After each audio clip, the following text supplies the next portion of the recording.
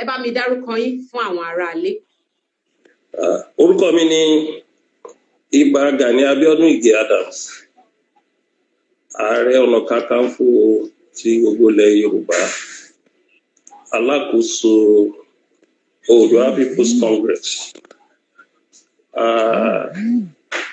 convener Oòduà Progressive Union ní about 93 countries, and patron Yorùbá One Voice, and chief promoter Olóko Festival Foundation. Ẹ̀yin aráalé, ṣé ẹ ti rí báyìí pé èèyàn kì í mọ̀ yọ́ ọ̀ṣọ́ ju ọ̀ṣọ́ lọ. Tó bá jẹ́ pé mi ni mo sọ nípa wọn àbí tí mo fẹ́ polongo wọn sí yín, gbogbo ìtàn sọ yìí mi ò mọ̀ wọ́n, mi ò mọ̀ débẹ̀. Ẹ ṣeun gan ni Ìbà Gani Adams tí ẹ pè yí tí ẹ jẹ́ wa. Onírúurú ìbéèrè ló ti kúnlẹ̀ fún títí ọ̀sán tòní tó jẹ́ pé àwọn ọmọ Nàìjíríà pàápàá jùlọ àwọn ọmọ káàárọ̀ oòjíire tí wọ́n fẹ́ béèrè lọ́wọ́ yín. Lákọ̀ọ́kọ́ náà, wọ́n ní kí n bá wọn béèrè lọ́wọ́ yín pé níbo ni ọ̀rọ̀ ààbò ilẹ̀ Yorùbá níbo ló dé dúró báyìí?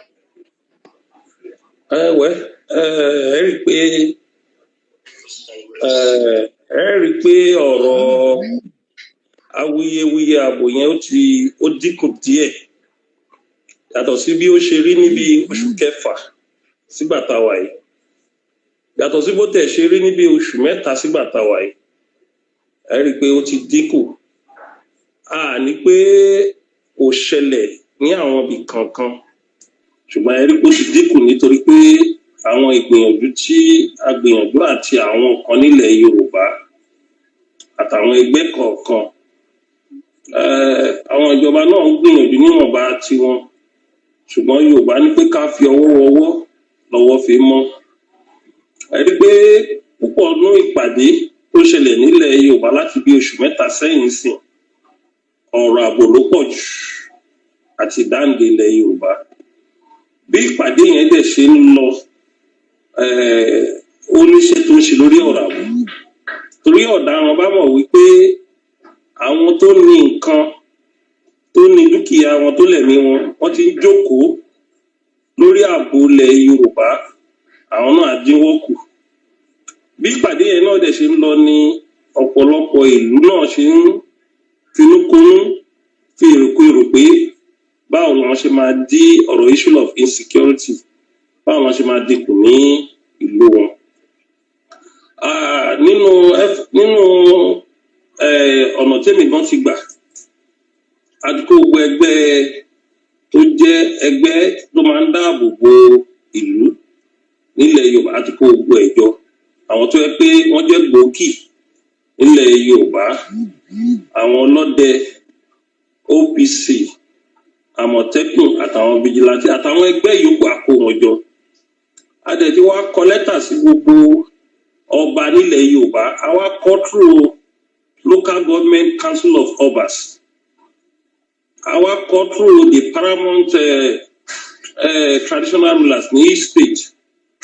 A wá kọ lẹ́tà yẹn sí wọn wípé àwọn ẹgbẹ́ tá dárúkọ wọ̀nyí o ní gbogbo agbègbè yín, ẹ kó wọn papọ̀, ẹ má dúró dìgbà tẹ́ máa pe ààrẹ, ẹ kó wọn papọ̀. Ibi tí àwọn agbófinró tó bá ti mẹ́hẹ àbí ibi tó bá kù díẹ̀ káàtó tán bá ní ìrànlọ́wọ́, ẹ jẹ́ kẹgbẹ́ ìwúlò fún wọn ní agbègbè yín. So àti kọ lẹ́tà yẹn sí gbogbo council of, ó dẹ̀ ti tẹ, kò sí ọba tó wà nílẹ̀ Yorùbá tó bá ní pé ló máa náà ò rí lẹ́tà. Ẹ rí àwọn tá a sáyìn lẹ́tà yẹn, èmi gẹ́gẹ́ bí Ààrẹ Ọ̀nà Kakanfò, Secretary OPC ló sign on behalf of OPC. Ẹni tó jẹ́ olórí vigilante ní gbogbo Southwest òun ló sign fún Southwest. Ẹni tó jẹ́ olórí gbogbo ọlọ́dẹ, igbákejì ọlọ́dẹ tó jẹ́ ọmọ Yorùbá tó ti head Southwest òun ló sign gbogbo ti àwọn ọlọ́dẹ. Àwọn tó jẹ́ olórí. Lẹ́yọ kọ̀ọ̀kan a máa mú àwọn ìbéèrè yẹn lẹ́yọ kọ̀ọ̀kan.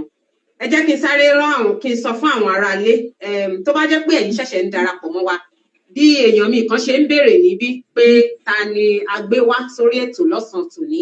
Tó bá jẹ́ pé ẹ̀yin ṣẹ̀ṣẹ̀ ń darapọ̀ mọ́ wa ni Ìbà Gani Adams, Ààrẹ Ọ̀nà Kakanfò gbogbo ilẹ̀ Yorùbá, àwọn náà ni wọ́n wà lórí ètò lọ́wọ́lọ́wọ́ báyìí tí wọ́n dẹ̀ máa ṣàlàyé fún wa ibi tí ètò ààbò dé dúró ní ilẹ̀ Yorùbá, bí wọ́n ṣe ń pariwo lọ́tún tán pariwo lósì pé wàhálà ń ṣẹlẹ̀, ìkíní kan ó ń ṣẹlẹ̀. wọ́n fẹ́ ṣàlàyé lọ́sàn-án òní ní àárọ̀ yìí láti ṣàlàyé fún wa gbogbo ipa àti ìgbésẹ̀ tí wọ́n ń gbé gẹ́gẹ́ bí aṣáájú ogun ilẹ̀ Yorùbá.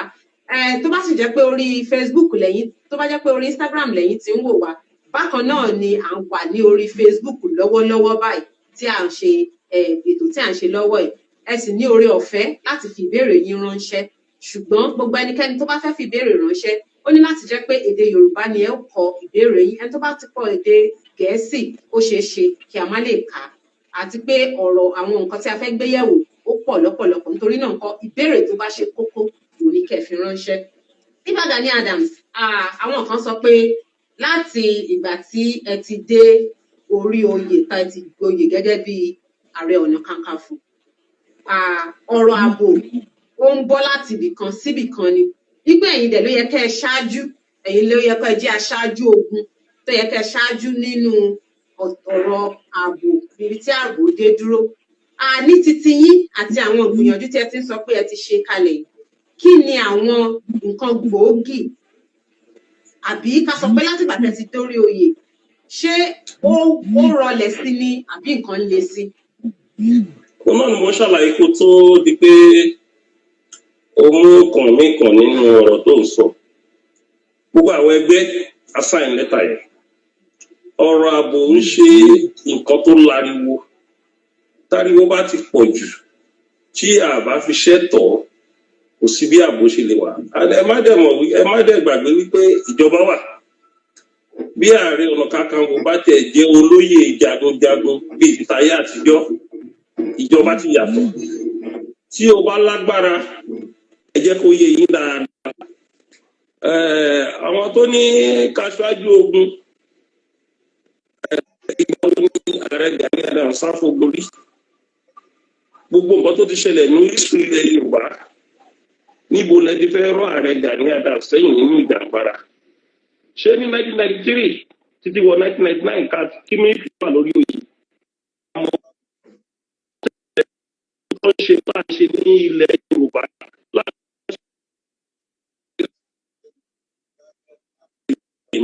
kò lè fi tó ní ó dàbí ẹni pé íńtánẹ́ẹ̀tì ọ̀dọ̀ yín yẹn ò ṣe dáadáa tó àgbọ̀ yín mọ́. Àgbọ̀ yín mọ́. Ṣé ẹ gbọ́ mi báyìí? Ó ti jáde díẹ̀. Bẹ́ẹ̀ ni sà. Mo ní láti bí ọmọ ọdún 23 ni mo ti wà nínú ìjàngbara ilẹ̀ Yorùbá kí n tẹ̀ tó wá jẹ ààrẹ. Lẹ́yìn ìgbà tí mo jẹ ààrẹ, ẹgbẹ́ mi tẹ́ pé ó jẹ́ ẹgbẹ́ àjàngbara tó wà ní Nàìjíríà mi ò fi sílẹ̀. Gbogbo ibi tó yẹ kó ti wúlò òun lẹgbẹ́ tí ń wúlò tó jẹ́ OPC. And tán bá ní kẹ́yìn aṣáájú ogun, ìjẹ́ ìjọba ti sọ pé ogun ti ṣẹlẹ̀ pé wá aṣáájú ogun. Ìjà àwọn ọba ìlú ti sọ pé ogun ti ṣẹlẹ̀ wá aṣáájú ogun. Àwọn tó ní kẹ́yìn aṣáájú ogun, ìjà àti ẹ̀ tí wá rí ogun yẹn kó dé ká bọ́ síwájú ogun. Ọ̀tọ̀ ní ogun, ọ̀tọ̀ ní a fẹ́ dẹ́kun wà bàjẹ́. Ọ̀tọ̀ ní tí ogun bá ṣẹlẹ̀, ọ̀tọ̀ ní pé a fẹ́ dẹ́kun wà. Jẹ́ kí n sọ lóyìnbó, there is difference between war and insecurity. Ọ̀rọ̀ ààbò, ìlú kọ̀ọ̀kan ló lẹ́tọ̀ọ́ láti mọ ojútó ààbò tiẹ̀.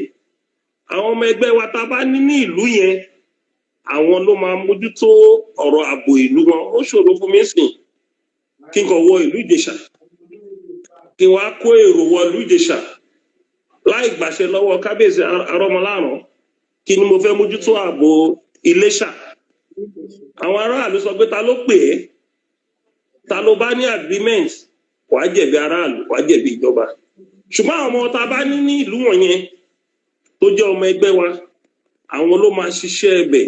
Ìrànlọ́wọ́ tó bá ní, kábíyèsí ló máa sọ pé ààrẹ wa nídìí ìrànlọ́wọ́ láti ta ká wá ràn yín lọ́wọ́. Tó o bá ṣe bẹ́ẹ̀, tó bá lọ wọ̀lú onílùú, ó dàbí ẹni tí ẹni tó kọ́ ilé tó ti géètì ilé ẹ̀ tó wá ń kanlẹ̀kùn wípé mo fẹ́ wá bá yín dáàbò bo inú ilé wa o.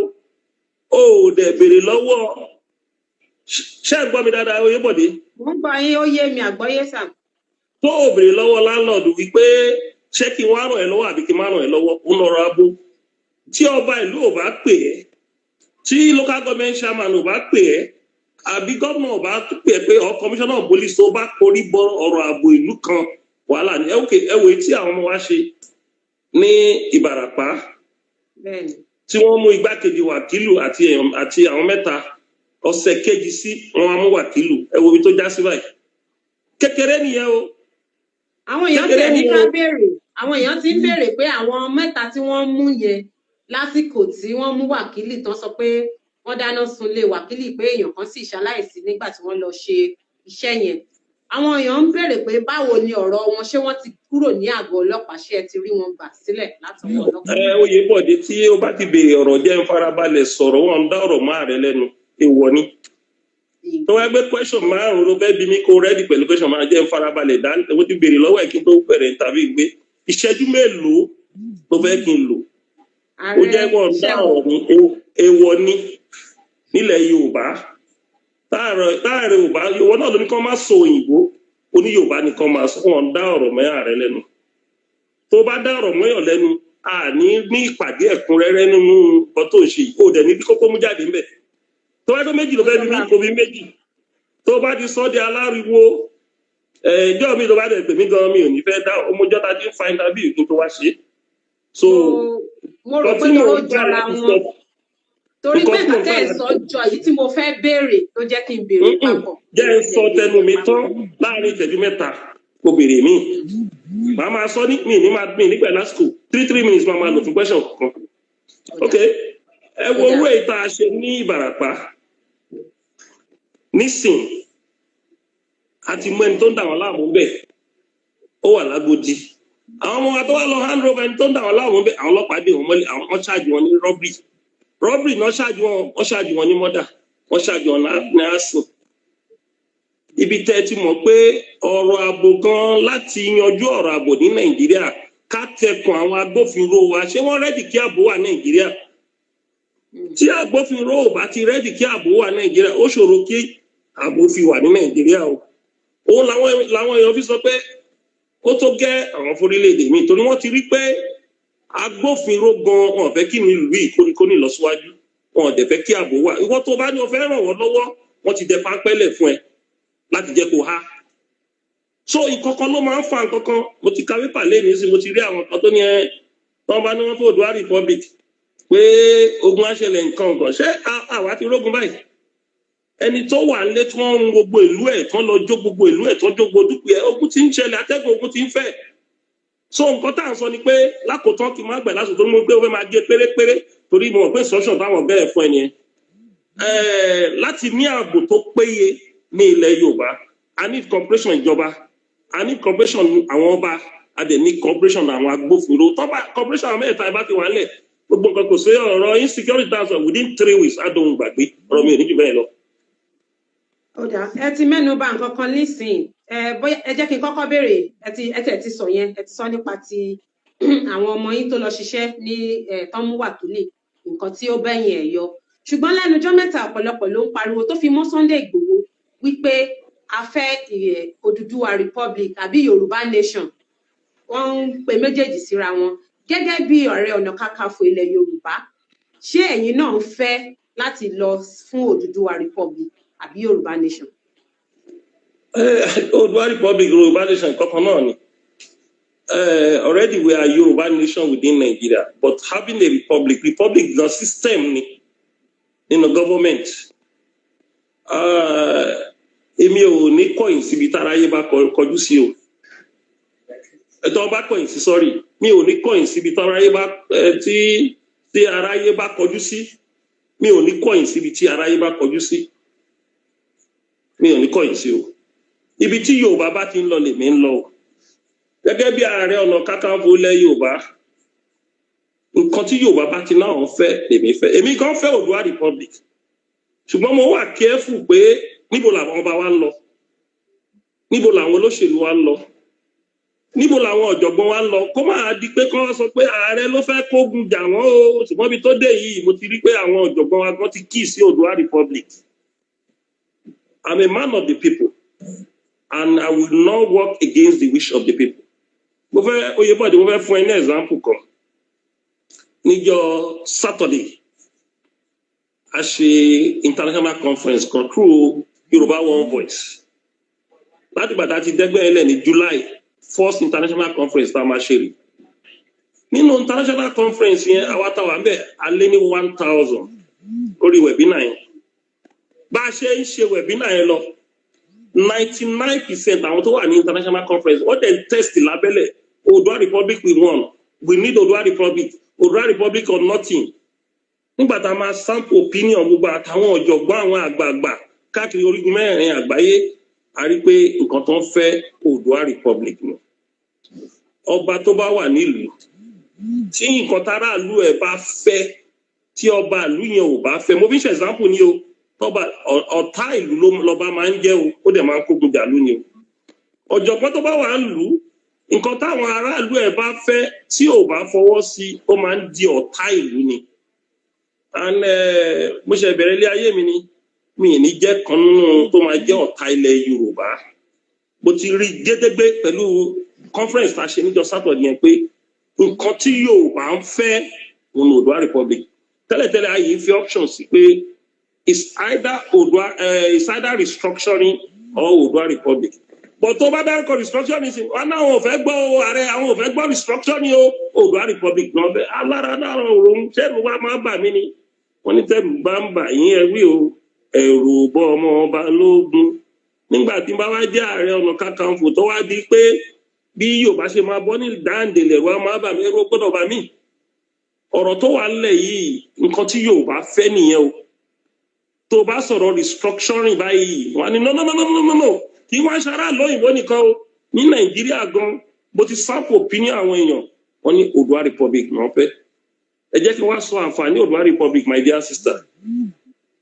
tá a bá ní Oòduà Republic within 10 years pẹ̀lú ọpọlọ tí Ọlọ́run fún ilẹ̀ Yorùbá pẹ̀lú ìmọ̀ tí Ọlọ́run fún ilẹ̀ Yorùbá àti nǹkan àlùmọ́nì tí Ọlọ́run fún ilẹ̀ Yorùbá within the period of 10 years economy wa máa grow bí ti tàwọn country tó wà ní Europe development wa máa grow bí ti tàwọn country tó wà ní Europe and a máa ní stable policy torí ìrànlẹ̀ Yorùbá amúlùmálà ló di pé àmọ́ kan tó ń jẹ́ accountability o Yorùbá ló ń jẹ́ accountability nínú ìran tẹ́lẹ̀ tí o bá wà ní social club ilẹ̀ Yorùbá tó bá ka minute nǹkan tó ń ṣe last ní meeting nǹkan tó máa kọ́ wò ni pé èló ni owó wa tá a dá tó kù báwo la ṣe náà tí yóò bá ta dáadáa àbí secretary of financial ibi tí wà láti bẹ̀rẹ̀ nìyẹn ẹ wo mo fẹ́ fún yín ní example kan nígbà tí bàbá Awólọ́wọ̀ gbogbo nínú ìtàn ni o tó wà ní Premier Western Region wọ́n wá fẹ́ lọ kó owó kan wọ́n fẹ́ lọ kó lọ sí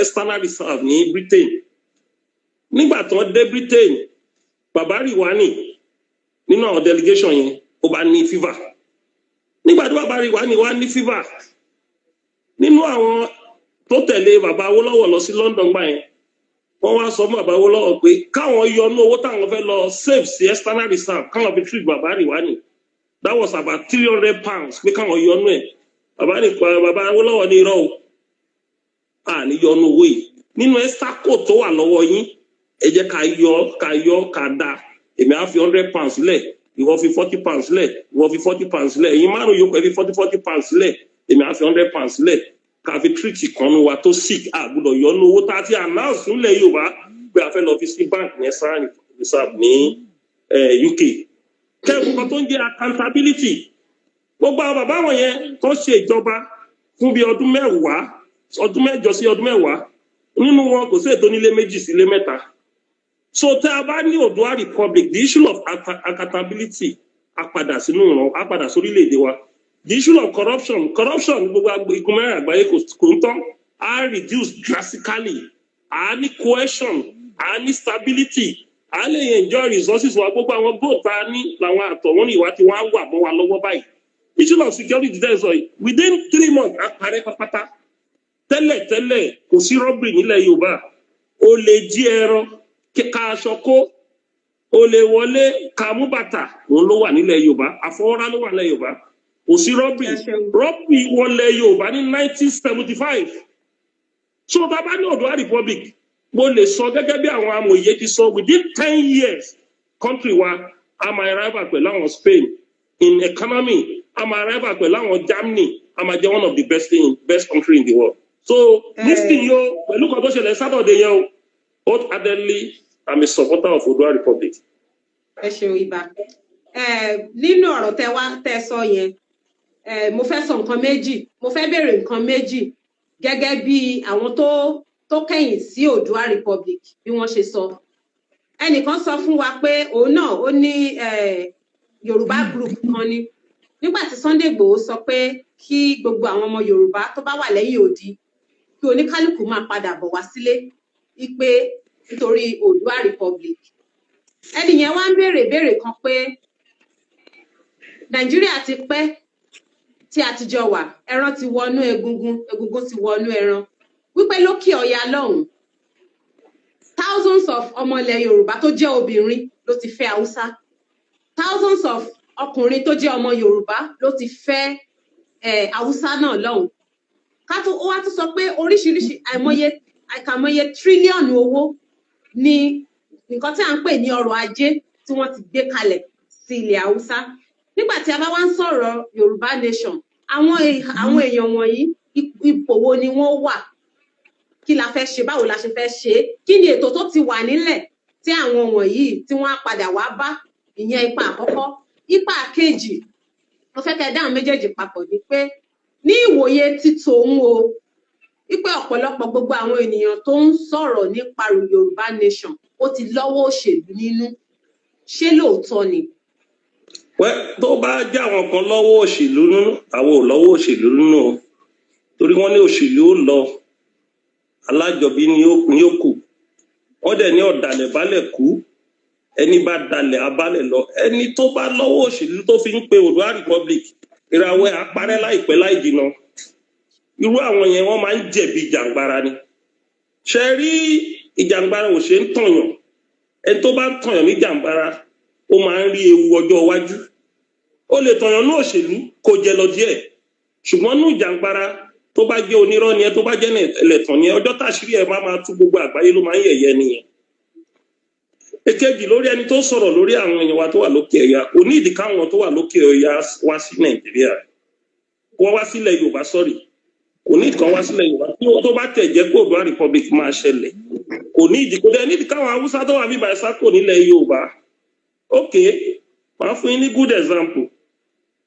Ní ìgbà kan, àwọn Bangladesh àti Indian country kan ni wọ́n. Nígbà tó dé stage kan wọ́n pín, wọ́n dẹ̀ ní border tọ́jọ́ ń wọnú ara wọn. Tí ẹ bá wo Eritrea, inú Ethiopia ló wà tẹ́lẹ̀. Ìgbà kan wọ́n pín, wọ́n dẹ̀ ń wọlé síra wọn, wọ́n jọ ń wọlé síra wọn lára ń sì tí ò sí wàhálà. Ọmọ Eritrea wà ní Ethiopia, ọmọ Ethiopia wà ní Eritrea. Tẹ́ bá dẹ̀ wo Russia, USSR tẹ́lẹ̀, nígbà tó ń pín about 6 countries náà pín sí. Olúkálùkù wà sí pẹ̀lú technology ẹ̀, wọ́n dẹ̀ wà sí nation. Czechoslovakia náà, nígbà tí Czechs máa pín, olóye tó pín sí, olúkálùkù wà láyé tiẹ̀. Pípín ò ní pé torí àwọn kan ti ń fogun dẹ́rùbà tó máa dógun dandan kọ́ ní kó dógun o. Ìlú tí pínpín ẹ̀ máa ń dógun ni pé ilẹ̀ tílẹ̀ bá pa wá pọ̀ tá a bá fẹ́ share boundary. But Ọlọ́run tẹ lọ́wọ́ map of Nigeria, Ọlọ́run ti pín Nàìjíríà láti ilẹ̀ wá àsìkò lókù. Nínú guest lecturer tó lecture wa níjọ́ Saturday, ó sọ̀rọ̀ kan tó jẹ́ cogent point. Ó ní in 1947, ó ní Chief Ọbáfẹ́mi Awólọ́wọ̀ sọ pé Nigeria is not a nation, it's just mere geographical expression. Ó ní Tafawa Balewa sọ, ó ní Nigeria òun ṣe nation, ó ní British ló kàn mọ́mọ́ force Nigeria lé wa lórí. Ó ní Zik náà sọ pé òun suspect pé in future Nigeria cannot last pé because it's not a nation. Màá tó bá parí interview, màá send the report to guest lecturer ẹsẹ̀ kó lè rí quote yẹn bẹ̀. And let me tell you, ṣe rí ọ̀rọ̀ pé ogun fẹ́ ṣẹlẹ̀ yẹn, àwọn olóṣèlú kan fi ń dẹ́rù bàyàn ni kò sógun. Ní ṣe dandan ni kó gun ṣẹlẹ̀, àfẹn tó bá fẹ́ wá fogun járe ẹ̀ lókù. Ogun òde ń já ọmọ Ọlọ́run. A lè jókòó sórí tébù ká jọ sọ ní tùnúntùbí. A dẹ̀ lè jọ máa ṣòwò papọ̀ pẹ̀lú àwọn tó wà ní ilẹ̀ Haúsá tá a bá pín tá a bá jẹ́ nation kan náà. kì í ṣe dandan ní kógun, kò sí kọta jọ ń jà fúnra nǹkan tó bá tí Nàìjíríà bá pèsè tó bá wà ní north kí north fi máa ṣọ́ra ajé wọn, tó bá wà lọ́dọ̀ wa tó fún ẹṣọ ká máa fi ṣọ́ra ajé wa, èyí tó bá kù sí Niger Delta kan máa fi ṣọ́ra ajé wọn, kì í ṣọ̀rọ̀ ogun. Èmi wà lára àwọn tó yìí ń sọ̀rọ̀ restructuring pé wẹ́ kàkà kí Nàìjíríà pín ká sọ̀rọ̀ restructuring, but ibi táwọn Yorùbá ti wá ọmọ Yorùbá ti wá determine dé báyìí èmi ò lè tako interest ilẹ̀ Yorùbá o, tó dẹ́ni bá tako interest ilẹ̀ Yorùbá ìtàn burúkú náà máa fi ń pa tó bá gbẹ̀yìn ayé ẹ̀. So Saturday I must make up mind me after the conference by 9:30 àjókòó níjọ́ Sunday I review conference yẹn and yes èmi mo sọ July pé tí Yorùbá bá ti ready èmi náà ti ready, ó dà pé Yorùbá ti ready báyìí. Ó dẹ̀ wá gauge àwọn tó tako Oòduà Republic within 2 weeks a rí attack tán fún wọn both in internet and the media. Àwa ní ó dà pé Yorùbá ti ready báyìí. Torí ọ̀rọ̀ Yorùbá ṣòro, Yorùbá dangerous o. Tí Yorùbá bá ready fún nǹkan tó bá jẹ́ alátakò Yorùbá àgbà tí Yorùbá bá bẹ́ nìyẹn kanlẹ̀ tó bá yá wọ́n máa bá kanlẹ̀ ní tó bá dẹ̀ mọ̀ tán ó máa wà careful. So tí Yorùbá bá ti ready má kọ̀yìn sí, tó o bá lè join wọn látọ̀ kó dúró as neutral, èmi ò wá ní látọ̀ o, olóríire lèmi máa bá dúró o. Ibi torí tẹ bá ló máa pẹ́ tó bá yá ńkọ́ wọ́n á pìtàn fún ẹ o, kó o ya dìde kó gbé àgbélébùú ẹ. Tá bá ní à ń bẹ̀rù ó pè mí kí n jẹ́ ọ̀rẹ́ ìran mi pé kí n jẹ́ ọ̀rẹ́ àwọn amúnisìn lọ, ó pè mí kí n ṣe àwọn amúnisìn di pé kí n ṣe ìran mi lọ, torí ìran máa ń wà títí láyéláyé ni, ìran ò ní parẹ́. Ẹni tó bá dẹ̀ nífẹ̀ẹ́ ìran ẹ̀ nínú Al-Quran tó bá dúró ti ìran ẹ̀ ládá tí Ọlọ́run Elédùmarè máa ń fún, tí Allah máa ń fún, tí Jehovah máa ń fún, ó ju ẹni tó gbàwé 40 ọdún lọ. Ṣùgbọ́n ẹni tó wá tako ìran ẹ̀ lórí ìpinnu tí ìran ẹ̀ bá fẹ́, ègún ayérayé ló máa ń jókòó tí ìran díran ẹni yẹn. So ibi tọ́rọ̀ dé yìí a gbọ́dọ̀ wà careful. Mo fẹ́ bẹ̀ àwọn ọba wa, mo fẹ́ bẹ̀ àwọn ọ̀jọ̀gbọ́n wa torí ìtàn àti àrọmọdọ́mọ wa. Ìwọ tó bá mọ̀ pé o lè support Oòduà Republic dákẹ́ kó máa wòran, má dẹ̀ jùkò lábẹ́lẹ̀ torí bọ́ba yóò bá rí ẹ tọ̀run á wò ẹ̀. Lóòótọ́ ọba kì í jagun, ọba kì í jàjàngbara, ṣùgbọ́n máa fi ọkàn ẹ súre pé èyí táwọn àwọn ọmọ wa dáwọ́lé yìí o kọ́ máa kogun jọ̀wá kí wàhálà máa ṣẹlẹ̀, ṣùgbọ́n kó má wàá dà bí ìtàn múná tí nígbà June 12 struggle gbogbo ọba tó takò wá lórí wàhálà adẹ̀jẹgbẹ̀yìn nínú àwọn ọba tó takò wá náà tí wàá jẹnu èrè iṣẹ́ tá a ṣe. So mo fẹ́ bẹ̀ gbogbo àwọn kábíyèsí wa, èmi á jẹ́ the last person tí máa bú ọba torí traditional institution náà lèmi náà jókòó sí, and the only hope, the only sector tó kù pẹ̀lú aláyé òní traditional institution. Mi ò ní jẹ́ kan nú àwọn tó máa bú ọba, bó tẹ̀ jẹ́ pé ìkan ọba kan ṣe míì tó ṣe nǹkan míì tó ń ní wa lára gẹ́gẹ́ bí ọba Olúwo, ṣùgbọ́n àní sọ̀rọ̀ fún borí pé òun ṣe ìjọba ni kò mọ ìtàn Yorùbá. Tó bá mọ ìtàn Yorùbá tó bá rán ní iṣẹ́ ẹrú àfitọ̀mọ̀jẹ o. Ọ̀rọ̀ tó wà nílẹ̀ yìí pé kí gbogbo wa kí a fọwọ́sowọ́pọ̀ kí ilẹ̀ Yorùbá lè bọ́ lóko ẹrú. A sọ pé a fẹ́ dàlúrú, a sọ pé a fẹ́ bàlújẹ́, ṣùgbọ́n gẹ́gẹ́ bí Ààrẹ Ọ̀nà Kakanfò èmi ò ní tako nǹkan tí Yorùbá bá support. Ẹ ṣeun, ẹ ní pé digbí ẹ̀yin Yorùbá nation ni ẹ wà. Ẹ dẹ̀ sọ nǹkan kan lẹ́ẹ̀kan náà pé tí a bá sọ pé Yorùbá nation àbí Odùduwà Republic kò túmọ̀ sí pé gbogbo àwọn tí wọ́n ti ṣe ìgbéyàwó papọ̀ mọ́ ẹlẹ́yà míì wọ́n ní láti wá sílé. Kí ni àwọn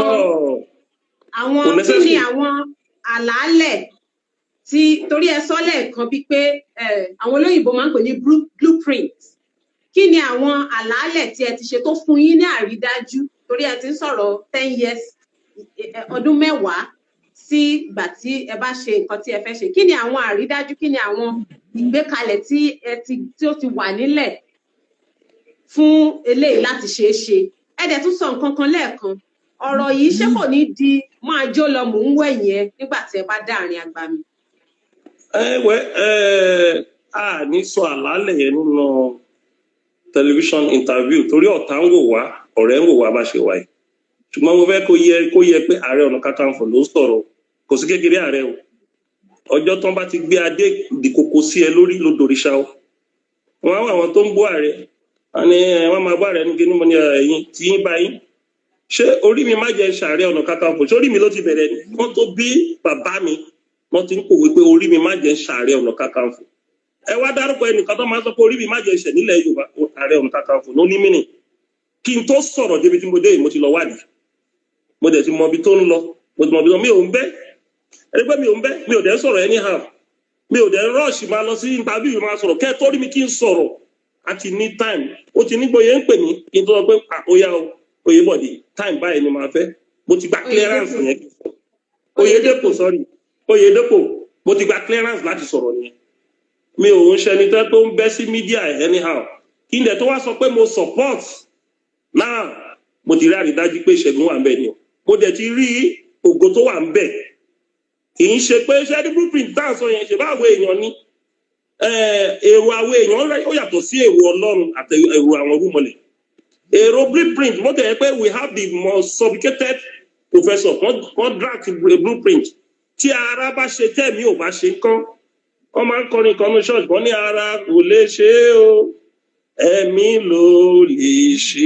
é gbogbo ẹ̀ láti wádìí o a ti gbọ́ pé àwọn kan máa takò a jẹ̀ ti gbọ́ pé àwọn kan máa dìde tó máa gbógun ẹ mọ̀ iye ìgbà tí wọ́n ń send petition lọ sí ọ̀dọ̀ federal government pé kán mú mi àwọn Yorùbá ni o ẹ mọ̀ iye ìgbà tí wọ́n ń send petition everyday náà ń parọ́ ẹlòmíì mo ti rí nínú àwọn petition kan tó kọ wọ́n ní mo ti kó nǹkan ogun wọlé Yorùbá láti fẹ́ fi da Nàìjíríà rú tí mi ò dẹ̀ ṣe nǹkan tó jọ bẹ́ẹ̀ kò sí ọgbọ́n tí àwọn Yorùbá nínú àwọn aláyé wa gan tí wọ́n wà ń bẹ̀ ṣùgbọ́n mo dúró mo di òpó Elédùmarè mo dẹ̀ dúró tí òtítọ́ iṣẹ́ tí Ọlọ́run rán mi òun ni mò ń ṣe mi ò dẹ̀ ní tánlẹ̀ Yorùbá mi ò dẹ̀ ní gbàbọ̀dẹ̀ fúnlẹ̀ Yorùbá àdéhùn tí Ẹlẹ́dàá mi ṣe nígbà tí mo ń bọ̀ ni pé mi ò ní gbàbọ̀dẹ̀ fúnlẹ̀ Yorùbá mi ò dẹ̀ ní wàwákùwà kiri mo dẹ̀ ti bọ́lọ́run sọ pé owó tó máa ba ògo mi jẹ́ kọ́lọ́ má jẹ́ kó yálé mi ọ̀rọ̀ tó wà ńlẹ̀ yìí ìkẹta tó ń sọ pé máa jó lọ lòún ẹ̀yẹn ìgbẹ́kẹ̀lé ènìyàn asán ni tó bá gbẹ́kẹ̀lé èèyàn ẹni yẹn tó bá ti gbẹ́kẹ̀lé ènìyàn ó ti jogún òfo kọ́kọ́ gbẹ́kẹ̀lé Ọlọ́run lẹ́yìn Ọlọ́run àwọn alálẹ̀ Yorùbá tó dilẹ̀ Yorùbá mú àwọn yẹn ló máa wá dúró díẹ̀ tó máa fi ṣàṣeyọrí ṣùgbọ́n tó bá gbẹ́kẹ̀lé èèyàn tó bá gbẹ́kẹ̀lé olówó ọjọ́ tó bá pe olówó yẹn l'Àbújá pé ìwọ ló ń support the group ó fi ànímú ẹ wàá gba oil block àbí kó lọ lift oil á pàdé ọ̀rẹ́dà síyìn á dárúkọ ọgbẹ̀yìn tẹ́ wà ń bẹ̀ tó bá gbọ́kànlé ẹlòmíì tó jẹ́ olórí ìlú á negotiate ẹ lẹ́yìn ṣùgbọ́n tó bá ti gbé ọkàn lé Olúwa àwọn tíbi tó mọ̀ páànù ti máa jáde làánú ti máa jáde fẹ́ pé wàá fi ṣàṣeyọrí tó bá jẹ́ wàá gbọ́kànlé èèyàn tó náà bá ní ẹni tó gbọ́kànlé ló lọ fi ṣọlọ́run ókè ò ní ṣàṣeyọrí pẹ̀lú gbogbo tó fún ẹ báwo ló ṣe fẹ́ ṣàṣeyọrí sọ̀rọ̀ tó wà nílẹ̀ yìí máa jó lọ́mọ owó ẹ̀yẹn tá a bá wo máa jó lọ́wọ́ owó ẹ̀yẹn tí Yorùbá bá ṣe máa ń ṣe wọ́n yẹn máa ń hùwà níbọn ló pẹ̀rú o ok ẹ jẹ́ kí n Oyèbọ̀dé lẹ́nu jẹ́ kí n analyse Nàìjíríà fún ẹ ọmọ wa ò lè lọ sí public school mọ́ báyìí àfi kó o lọ wọ́ ọmọ ẹ tó bá fẹ́ kí ọmọ ẹ brilliant tó fẹ́ kó kọ́ ẹ̀kọ́ ẹgbẹ́kẹ́gbẹ́ private school ni kó lọ tó bá fẹ́ gba adequate treatment má lọ sí public health center o tó bá dẹ̀ lọ wo public health center tí lè wọ́n ju ti private lọ private hospital ló ń lọ and ètò tí wọ́n kù security ó lè rìn Èkó láàrin Èkó tẹ́lẹ̀ tá a bá rìn a máa rìn mọ́jú ni àwọn ibì kan wà láàrin Èkó tẹ́ pé oúnjẹ òru la máa ń jẹ bẹ̀ nígbà tá a wà kékeré tá a bá débẹ̀ tó bá débẹ̀ lágo 3 òru oúnjẹ bẹ̀ a máa gbóná ni nísìnyí ní gbogbo àwọn estate ta ní nílùú Èkó tó bá ti di 11:30 wọ́n ti ti gate wọn open prison lólúkálukú wà ó di 6 AM kan tó ti ṣí gate fún ẹ torí insecurity tó bá ní fóònù tó dáa tó bá wà nú mọ́tò ẹ ò gbọ́dọ̀ flash ẹ pé fóònù tó dáa ni wọ́n á lé ẹmú jẹni tó ní mọ́tò lọ́tọ́ máa jagbà lọ́wọ́ ẹ̀ a ní ìgbèríko wa tẹ́ pé àbò ti wà tẹ́lẹ̀ táwọn èèyàn bá ti wà nú àbà wọ́n ń tilẹ̀kùn wọ́n ń bẹ̀rù àwọn Fúlàní ẹ̀sìn tí wọ́n ti di gbàkóso lórí insecurity bẹ́ẹ̀ wọ́n pa àwọn èèyàn wa wọ́n bá wọn sùn wọ́n ṣe nǹkan tó wù wọ́n àwọn ìjọba tó ti wá dà pé agbára wà lọ́wọ́ ẹ̀ wọ́n ti wá sọ wá di business wọ́n ti wá turn ara wọn di political businessman níṣẹ́ lómi ìdílọ́gbọ́n fẹ́ jẹ president níṣẹ́ títí ń lọ káàkiri owó ni o wọ́n fẹ́ fowó owó ni o nígbà tó bá ná bí 200 billion àti lọ kó trillion lọ a wá ní owó yẹn a wá di mafia àwọn náà ń pè ní political mafia tí wealth bá ti pọ̀jù lọ́wọ́ leader lórí politics a wá di mafia èèyàn wa máa dàbí eṣinṣin níwájú ẹ̀ a ní kó jẹ́ rí lọ kí ni wọ́n fẹ́ ṣe owó wà ibi tí wọ́n ń bá life wà a máa bèèrè lọ́wọ́ ara wa pé ìjà tẹ̀ a máa bèèrè lọ́wọ́ ara pé ìjà tẹ̀ ní fíṣọ̀ lórílẹ̀-èdè bó ṣe ń lọ ìjọjọ iwájú wà. No free education, there's no free education, no free ed, kò sí welfareist program, infrastructure are enjoying, insecurity kò sí, gbèsè dẹ̀ ti gorí gbèsè, Nigeria ti wà indebted almost 30 trillion naira. Níbo la ti fẹ́ sọ? Lórí àwọn èyí tí àwọn nǹkan kan wà tí ta bá ń gbìyànjú láti sọ àáfẹ́ láti máa ní ẹ̀rí. Hello, mò ń gbọ́ yín. Ṣé ń gbọ́ mi? Tó ń gbọ́ mi báyìí. Mò ń gbọ́ yín, ṣùgbọ́n mò ń sọ nǹkan kan lọ́wọ́ ni pé àwọn nǹkan kan wà tó jẹ́ pé tí a bá fẹ́ sọ lórí afẹ́fẹ́ báyìí, a nílò ẹ̀rí láti máa fi gbá wọn nídìí. Èyí tí a bá ti lè rí ẹ̀rí fún, a nífẹ̀ẹ́ láti máa sọ lórí afẹ́fẹ́ lọ́wọ́lọ́wọ́. Ṣé ń gbọ́ mi báyìí? Mo ń gbọ́ ẹ̀ bọ̀tẹ̀ kò láò dáadáa ni mo ń gbọ́ ìyá. Mo ní pé àwọn ọ̀rọ̀ kan wà wọ́n ní àwọn ọ̀rọ̀ kan wà tó jẹ́ pé tí ò bá ti sí ẹ̀rí tá a fẹ́ fi tẹ́ǹdì lọ́wọ́lọ́wọ́ báyìí lórí afẹ́fẹ́ a nífẹ̀ẹ́ láti máa sọ lórí afẹ́fẹ́.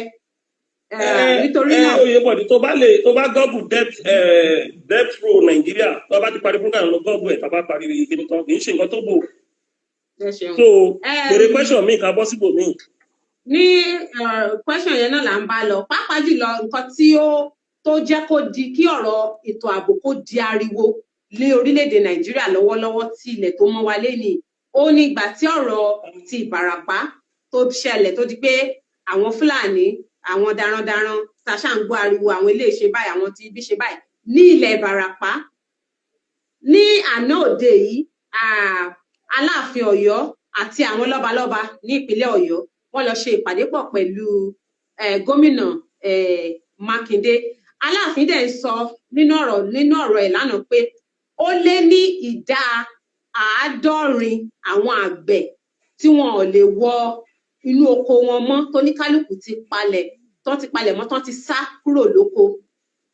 Kó tó di pé Yorùbá nation àbí tí ò jẹ́rú Yorùbá nation ó tiẹ̀ ṣẹlẹ̀.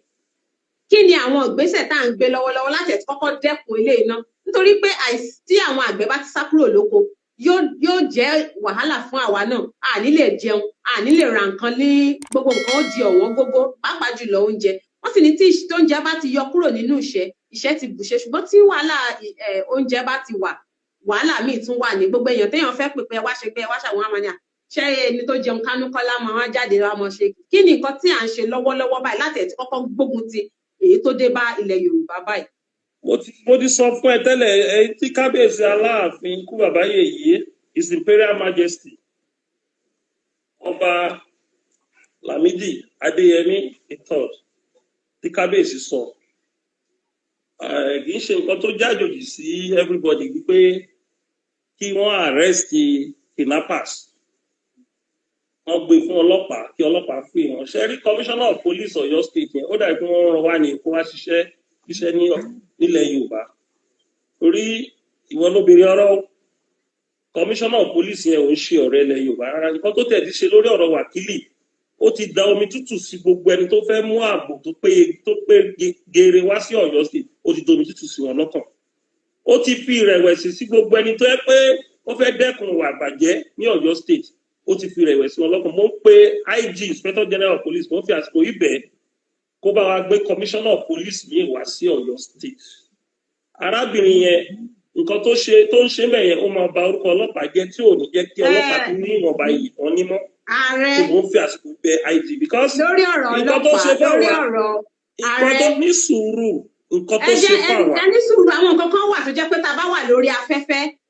nílé ìgbà torí pé iléeṣẹ́ BBC News Yorùbá ìyẹn ò kì í ṣe àríwísí wọn. eléyìí ò ń ṣe mò ń bẹ̀bẹ̀ ni eléyìí ọ̀yẹ̀ bá kú má pè wá tẹ́ bá ti pè wá à á sọ̀rọ̀ ó bá kú mẹ́ta tẹ́ wá rìkọ́ọ̀dù àkẹ́ẹ̀dì. ààrẹ kò rí bẹ́ẹ̀ tá a bá ti wà ní ojú gbara báyìí tó jẹ́ pé gbogbo èèyàn ló ń kọ́ àwọn nǹkan míì wà tó yẹ pé tẹ́ bá sọ àwa ni wọ́n á mú gẹ́gẹ́ bí ẹni tó wà responsible fún nítorí náà nǹkan àwọn nǹkan míì wà tó jẹ́ pé à nílé fàyè gbà láti sọ pé ní báyìí ṣe báyìí. Commissioner of Police yẹn ò ń ṣọ̀rẹ́ wa kí IG kó bá wa gbé kúrò ẹni tó lára 3 wọ́n ti wà ní detention sí lórí pé wọ́n ràn ìlú lọ́wọ́ wọ́n ti lò 3 weeks nínú prison ó wá ní eléyìí ò ń ṣe nǹkan tẹ́yàn máa sọ èmi ò gbọ́ yẹn ní journalism rẹ o kò sí láìbẹ̀ inú ẹ o mo ní mo appeal mo ní mo appeal kí IG kó bá wa gbé commissioner of police mi wá sí Ọ̀yọ́ state ó wá níyẹn ò ṣe é sọ.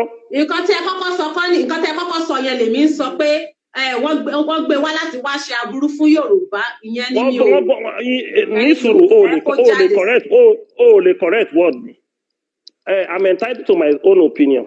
nǹkan tí wọ́n gbìyànjú láti sọ náà nìyẹn pé ìyẹn kì í ṣe nǹkan tí yóò jẹ́ nǹkan tí BBC sọ kọ́ nìyẹn kì í nǹkan tí ẹ̀yin kọ́kọ́ sọ.